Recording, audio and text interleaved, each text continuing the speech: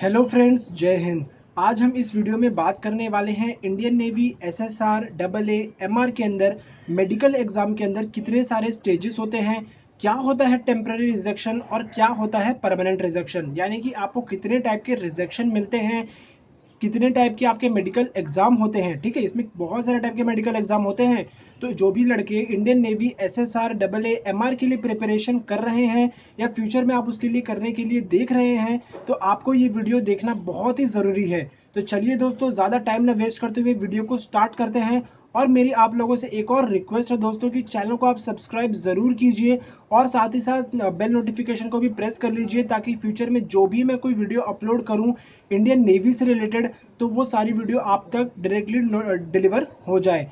तो सबसे पहले इंडियन नेवी के अंदर आपका रिटर्न एग्जामिनेशन होता है। जब आप रिटर्न क्वालिफाई कर देंगे दोस्तों, तो उसके बाद आपका एडमिट कार्ड आता है फॉर पीएफटी। पीएफटी को क्लियर करने के बाद दोस्तों अब बारी आती है आपके मेडिकल एग्जाम की। और ये मेडिकल एग्जाम दोस्तों ये आपके जीत और आपके हार का फैसला करता है। बिकॉज अगर आप इंडियन नेवी का मेडिकल एग्जाम क्लियर नहीं कर पाएंगे तो आप इंडियन नेवी में सेलेक्ट नहीं हो पाएंगे। तो दोस्तों ये आखिरी स्टेज होती है। तो इसके अंदर भी दोस्तों दो टाइप के मेडिकल एग्जाम लिए जाते हैं। जी हाँ दोस्तों, इसके अंदर दो टाइप के मेडिकल एग्जाम लिए जाते हैं। जो हमारा पहला होता है दोस्तों, वो होता है दोस्तों इनिशियल मेडिकल एग्जामिनेशन, और दूसरा होता है हमारा फाइनल मेडिकल एग्जामिनेशन। अब दोस्तों समझते हैं कि इनिशियल मेडिकल एग्जामिनेशन कहाँ पे लिया जाता है। इनिशियल मेडिकल एग्जामिनेशन दोस्तों जैसे नाम से ही समझ में आता है कि ये सबसे पहला एग्जाम आपका होता है मेडिकल एग्जाम। ये लिया जाता है दोस्तों आपका पीएफटी के बाद। ठीक है, इनिशियल हमारा लिया जाता है पीएफटी के बाद।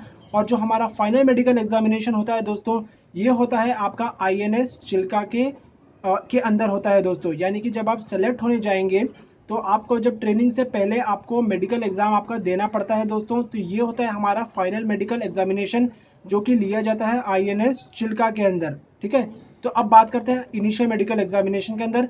तो दोस्तों इसके अंदर दो टाइप के रिजेक्शन होते हैं। तो सबसे पहले आपको रिजेक्शन मिलेगा दोस्तों अगर आप मेडिकली अनफिट है। तो अगर आप मेडिकली फिट है तो आपको किसी भी टाइप का रिजेक्शन नहीं मिलेगा, आप डायरेक्टली सेलेक्ट हो जाएंगे फॉर आईएनएस चिल्का। लेकिन अभी आप सेलेक्ट नहीं हुए हैं प्रॉपर, अगर आपका फाइनल मेडिकल एग्जामिनेशन के अंदर कोई एरर आ गया तो आप वहां से भी रिजेक्ट हो सकते हैं। अपील भी आप कर सकते हैं, ये भी मैं आपको बताऊंगा। तो इसीलिए बोल रहा हूँ वीडियो को आप लास्ट तक देखते रहिए। तो सबसे पहले बात करते हैं इनिशियल मेडिकल एग्जामिनेशन की। तो इसके अंदर दोस्तों अगर आप मेडिकली अनफिट हैं तो इसके अंदर आपको दो टाइप के रिजेक्शन मिलेंगे। जो सबसे पहला रिजेक्शन है दोस्तों, उसको बोलते हैं हम टेम्पररी रिजेक्शन, और दूसरा होता है दोस्तों वो होता है आपका परमानेंट रिजेक्शन। अब बात करते हैं व्हाट इज टेम्पररी रिजेक्शन। तो जैसे हमको नाम से ही समझ में आता है दोस्तों, टेम्पररी का मतलब होता है कुछ टाइम के लिए, यानी कि कुछ डेज के लिए। यहाँ पे इसका बोलने का मतलब है कुछ डेज के लिए आप जो आपको जिस भी टाइप के रिजेक्शन मिले हैं, मतलब जैसे कि आपको किसी भी टाइप में फॉल्ट मिला है, तो आप उसको एक टाइम लिमिट के अंदर आप उसको सॉल्व कर लेंगे तो आपको टेम्पररी रिजेक्शन आपको हट जाएगा। तो ये होता है हमारा टेम्पररी रिजेक्शन। अब बात करते हैं व्हाट इज परमानेंट रिजेक्शन। तो परमानेंट रिजेक्शन यानी कि वो रिजेक्शन आपको मिलेगा जो कि आप 21 डे मतलब कोई डेज के अंदर आप उसको और ठीक नहीं कर पाएंगे, यानी कि आप एक टाइम लिमिट के अंदर उसको सॉल्व नहीं कर पाएंगे। तो ऐसे टाइप के रिजेक्शन को हम बोलते हैं दोस्तों परमानेंट रिजेक्शन। अब दोस्तों बात करते हैं कि इसके अंदर कौन कौन से हमारे फॉल्ट आते हैं, यानी कि आपको इसके अंदर कौन कौन से, अगर आपके आंखों में कोई प्रॉब्लम है तो ये किस चीज़ में आएगा, नोज में आपकी कोई प्रॉब्लम है तो वो किस चीज़ में आएगा, मतलब टेम्पररी में आएगा या परमानेंट में आएगा। तो बेसिकली इसी से रिलेटेड बात करते हैं। तो सबसे पहले स्टार्ट करते हैं दोस्तों, अगर आपके बाल नहीं कटे हुए हैं, ठीक है, ये भी याद रखिएगा, अगर आपके बाल लॉन्ग लॉन्ग हेयर्स हैं आपके, तो ये दोस्तों ये आएगा आपका टेम्पररी के अंदर। ठीक है, यानी कि टेम्पररी आप इसको कट करके भी जा सकते हैं।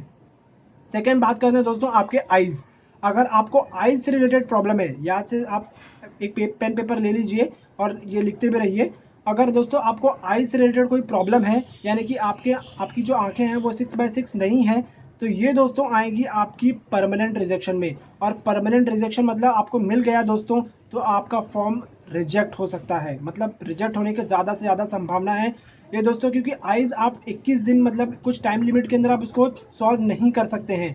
ठीक है, इसके लिए आपको प्रॉपर सर्जरी करानी पड़ती है, आपको डॉक्टर से कंसल्ट करना पड़ता है बेसिकली। उसके बाद दोस्तों आइज के अंदर ही हमारा एक चीज़ और आता है, वो है दोस्तों कलर ब्लाइंडनेस। अगर आपको कलर ब्लाइंडनेस है तो भी आपको परमानेंट रिजेक्शन ही मिलेगा। इसके अलावा दोस्तों आता है आपके नोज, मतलब डॉक्टर देखते हैं आपकी नाक की हड्डी दोस्तों ये सीधी है या नहीं है। अगर ये सीधी नहीं है दोस्तों तो आपको टेम्पररी रिजेक्शन मिलेगा। अब आप पूछेंगे सर नाक की हड्डी ये तो सर ठीक नहीं हो सकती है। तो नाक की हड्डी हमारी दोस्तों ये ज्वाइंट तब हो जाती है जब हमको जुकाम होता है, ठीक है। तो जुकाम आपका ठीक हो सकता है कुछ डेज के बाद, तो इसके लिए आपको इसमें टेम्परेरी रिजेक्शन मिलता है। अब बात करते हैं दोस्तों हमारे माउथ का। तो माउथ के अंदर दोस्तों आता है, सबसे पहले आपका टीथ देखा जाता है। अगर आपके टीथ में किसी भी टाइप के कैविटीज है, ठीक है, और कोई काले दांत है तो आप उसको ठीक करा लीजिए, ठीक है। प्रॉपर डॉक्टर के पास जाइए, उसको ठीक करा के जाइएगा मेडिकल एग्जाम में, ठीक है। लेकिन अगर आपको रिजेक्शन मिला हुआ है दोस्तों, तो ये होगा दोस्तों आपका टेम्परेरी रिजेक्शन। वो डिपेंड करता है वो किस चीज़ का है। अगर आपके दांत सामने ही के दांत नहीं है तो आपको दोस्तों परमानेंट रिजेक्शन मिलेगा, ठीक है। लेकिन अगर आपके कैविटीज़ हैं, आपने ठीक नहीं कराया हुआ है, या तो आपने आपके येलो टीथ हैं आपने क्लीन नहीं कराया हुआ है, या आप खाने के कुछ कुछ फूड पार्टिकल्स आपके लगे हुए हैं टीथ के अंदर, तो इसके अंदर दोस्तों आपको टेम्परेरी रिजेक्शन मिलेगा। आपको टाइम लिमिट दिया जाएगा, आप उस टाइम लिमिट के अंदर डेंटिस्ट के पास जाइए और उसको ठीक करा लीजिए। उसके बाद दोस्तों आती है आपकी टंग। अगर आपके टंग भी क्लियर नहीं है तो भी आपको टेम्परेरी रिजेक्शन मिलेगा। अब बात करते हैं दोस्तों हमारे ईयर्स, यानी कि आपके कानों को लेके। तो कानों के अंदर दोस्तों बता दूं, अगर आपके वैक्स है यानी कि खोट है कानों के अंदर, तो आप उसको निकलवा के जाइएगा। अगर आप निकलवाना भूल गए हैं दोस्तों तो आपको यहाँ पे टेम्परेरी रिजेक्शन मिलेगा, यानी कि आपको टाइम लिमिट दिया जाएगा। उस टाइम लिमिट के अंदर आपको इसको मतलब क्लियर कराने होंगे अपने ईयर्स को। अब बात करते हैं दोस्तों आपके नॉकनीज को। तो नॉकनीज को हमारा इसके अंदर दोस्तों आपको परमानेंट रिजेक्शन मिलता है, बिकॉज नॉकनीज को आप कुछ टाइम लिमिट के अंदर सॉल्व नहीं कर सकते हैं, इसको टाइम लगता है। अगर आपका मेजर है, अगर आपको मेजर नॉकनी है तो इसके लिए बहुत टाइम लगता है दोस्तों। अगर माइनर है तो ये 10 से 15 दिन के अंदर सॉल्व हो सकता है। माइनर के ऊपर मैंने एक वीडियो ऑलरेडी बना रखा है मेरे चैनल के ऊपर कि आप 10 दिन के अंदर नॉकनी को कैसे सॉल्व कर सकते हैं। ये मेजर वालों के लिए नहीं है, जिसका मेजर नॉकनी है यानी कि जिसका ज़्यादा डीप है उन लोगों के लिए नहीं है ये वीडियो। ये जिसका माइनर है, जिसका एकदम थोड़ा सा टच हो रहा है, उन लोगों के लिए ये वीडियो है कि आप 10 दिन के अंदर कैसे सॉल्व कर सकते हैं। तो आप इसमें कंफ्यूज मत होइएगा। इसके अलावा दोस्तों बात करते हैं दोस्तों फ्लैट फुट का। अगर आपके पंजे एकदम फ्लैट है तो इसके अंदर आपको टेम्पररी रिजेक्शन नहीं मिलेगा, इसके अंदर आपको दोस्तों परमानेंट रिजेक्शन मिलेगा। बिकॉज आपके फुट जो होने चाहिए वो दोस्तों सी शेप में होना चाहिए, ठीक है। अगर आपका सी शेप नहीं है तो आपको रिजेक्शन यहाँ पे मिलेगा परमानेंट। इसको आप कुछ टाइम लिमिट के अंदर सॉल्व नहीं कर सकते हैं। अब बात करते हैं दोस्तों हमारे प्राइवेट पार्ट्स की। बिकॉज अगर आपके प्राइवेट पार्ट्स में किसी भी टाइप के डिसीज़ हैं दोस्तों, जैसे कि बावसील है या कोई अन्य बीमारियां हैं, तो इसके अंदर दोस्तों आपको परमानेंट रिजेक्शन मिलेगा। बिकॉज आप इसको कुछ टाइम के अंदर, टाइम लिमिट के अंदर आप इसको सॉल्व नहीं कर सकते हैं।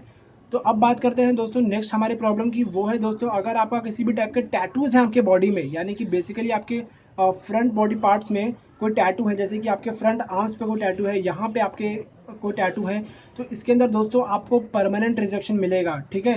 तो इसके अंदर आपको कोई भी टेम्परेरी रिजेक्शन नहीं मिलेगा, ध्यान से सुनिएगा मेरी बात को। इसके अलावा दोस्तों आता है आपके हैंड शिवरिंग। अगर आपके हैंड शिवर कर रहे हैं तो इसके अंदर दोस्तों आपको टेम्परेरी रिजेक्शन मिलेगा। इसके ऊपर मैंने वीडियो भी बना रखा है मेरे चैनल के ऊपर कि आप इसको कैसे सॉल्व कर सकते हैं। अगर आपको इसके ऊपर वीडियो और एक चाहिए तो आप मुझे कमेंट सेक्शन में जाके लाइक कीजिए इस वीडियो को, और कमेंट में जाके यस लिखिए, तो मैं इसके ऊपर वीडियो अपलोड करके आपको चैनल के ऊपर डाल दूंगा। इसके अलावा दोस्तों एक और चीज़ है, हमारे पाम्स के अंदर स्वेटिंग हो रही है, यानी कि आपके हथेलियों में पसीना आ रहा है, तो इसके अंदर भी दोस्तों आपको टेम्परेरी रिजेक्शन मिलता है। इसको भी आप सॉल्व करके जा सकते हैं। इसके अलावा दोस्तों एक चीज़ और है, वो है दोस्तों आपकी हाइट। अगर आपकी हाइट अगर 157 सेंटीमीटर को क्रॉस नहीं कर रही है दोस्तों, तो यहाँ पे आपको डायरेक्ट रिजेक्शन मिल जाएगा। ये ऐसी चीज़ें हैं कि इसको, आपकी हाइट तो बढ़ने वाली है नहीं, ठीक है। अगर एक टाइम लिमिट है और 21 आपकी एज हो गई है तो इसके बाद तो आपकी हाइट बढ़ने वाली है नहीं, तो आपको डायरेक्ट रिजेक्शन आपका वहीं से हो जाएगा। लेकिन अगर आप 18 साल के हैं तो आपकी हाइट अभी थोड़ी बढ़ने की आशा है, तो इसमें चक्कर में आपको परमानेंट रिजेक्शन मिलेगा दोस्तों, ठीक है। तो आपका फॉर्म वहीं पे रिजेक्ट हो जाएगा। तो आप 6 महीने के बाद फिर से फॉर्म भरिए। अगर आपका 157 सेंटीमीटर क्रॉस कर गया है तो आप फिट हैं, अगर नहीं है तो आप डायरेक्टली वहाँ पे रिजेक्ट फिर से हो जाएंगे। तो इसके अलावा दोस्तों एक चीज़ और है, वो है आपका वेट। अगर आपका वेट भी ज़्यादा है दोस्तों, आपके हाइट, जितनी आपकी हाइट है उसके प्रोपोर्शन में आपका वेट नहीं है, तो भी आपको यहाँ पे परमानेंट रिजेक्शन मिलेगा दोस्तों। आप इसको कुछ डेज के अंदर आप अपना वेट नहीं कम कर सकते हैं, तो इस चीज़ का भी आप ध्यान रखिएगा। अब बात करते हैं दोस्तों कि आपको टाइम लिमिट कितना दिया जाता है टेम्पररी के अंदर, परमानेंट के अंदर, इनिशियल के अंदर और फाइनल के अंदर। यानी कि अगर आपका रिजेक्शन आ गया है दोस्तों तो आप इसको कितने डेज में सॉल्व कर सकते हैं, कौन से आपको हॉस्पिटल में जाके इसका चेकअप कराना है। बिकॉज कोई भी हॉस्पिटल में जाके किसी भी डॉक्टर से आप इसको है, आपको इंडियन नेवी के हॉस्पिटल में ही जाना पड़ेगा, या फिर इंडियन आर्मी के या फिर इंडियन एयरफोर्स के हॉस्पिटल में जाके ही आप इसको करा सकते हैं। इसके लिए भी क्राइटेरिया है दोस्तों। आपका जो इनिशियल मेडिकल एग्जामिनेशन के अंदर जो आपके रिजेक्शन आएंगे दोस्तों, उसको आप गवर्नमेंट हॉस्पिटल में जाके करा सकते हैं। गवर्नमेंट हॉस्पिटल का बोलने का मतलब है मेरा दोस्तों कि military hospital, Indian navy, Indian army या इंडियन एयरफोर्स के हॉस्पिटल में ही आप जाके इसको करा सकते हैं। इसके लिए आपको जो टाइम लिमिट दिया जाता है दोस्तों, वो है दोस्तों 21 डेज। आपको 21 दिन के भीतर ही आपको रिजेक्शन को सॉल्व करना होगा। आपको डॉक्टर से इसको सलाह, मतलब डॉक्टर आपको रिकमेंड करके देंगे कि यस, आपका जो ये प्रॉब्लम था इसको आपने अच्छे से सक्सेसफुली क्लियर कर दिया है, तो ही आपकी अपील को मानी जाएगी दोस्तों। अगर आप ऐसा नहीं कर पा रहे हैं, आप 21 डेज से ज़्यादा टाइम ले रहे हैं, तो भी आपकी फॉर्म यहाँ पे कैंसिल हो जाएगी और आपको अपील करने का चांस नहीं मिलेगा।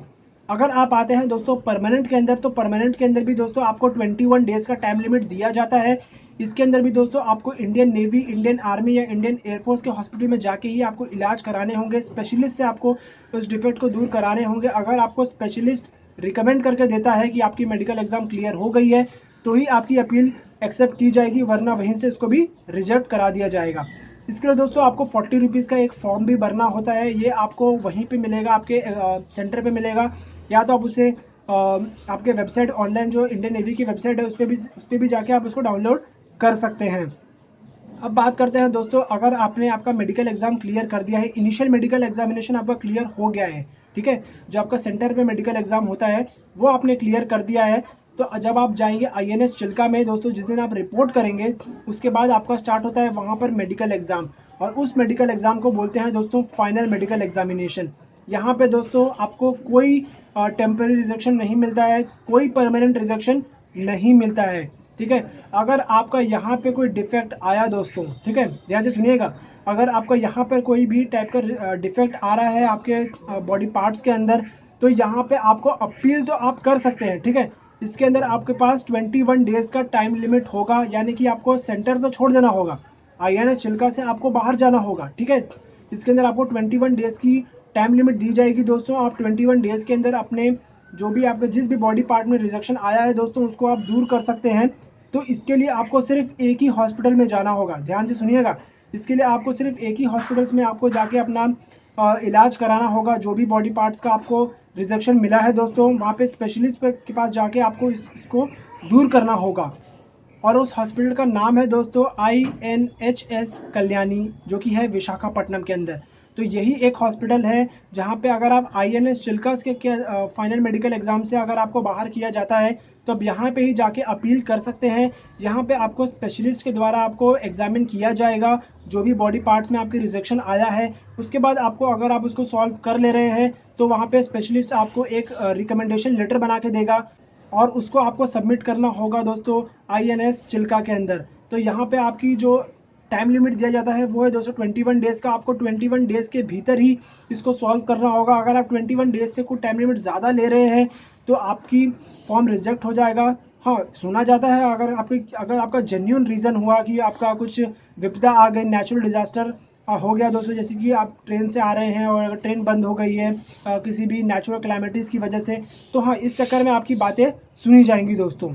तो ये थी दोस्तों कुछ तमाम चीज़ें जिसका आपको ध्यान में रखना है जब भी आप Indian navy SSR AA MR के लिए प्रिपरेशन कर रहे हैं, या इंडियन नेवी की कोई और एग्जाम के लिए जब आप प्रिपेयर कर रहे हैं, तो मेडिकल एग्जाम आपको क्लियर करना बहुत ही ज़्यादा अनिवार्य होता है।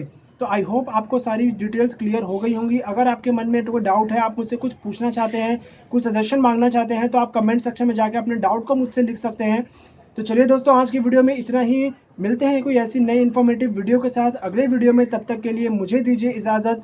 नमस्कार दोस्तों, जय हिंद, वंदे मातरम, and in the last, if you have determination to work hard, trust me, nobody can stops you.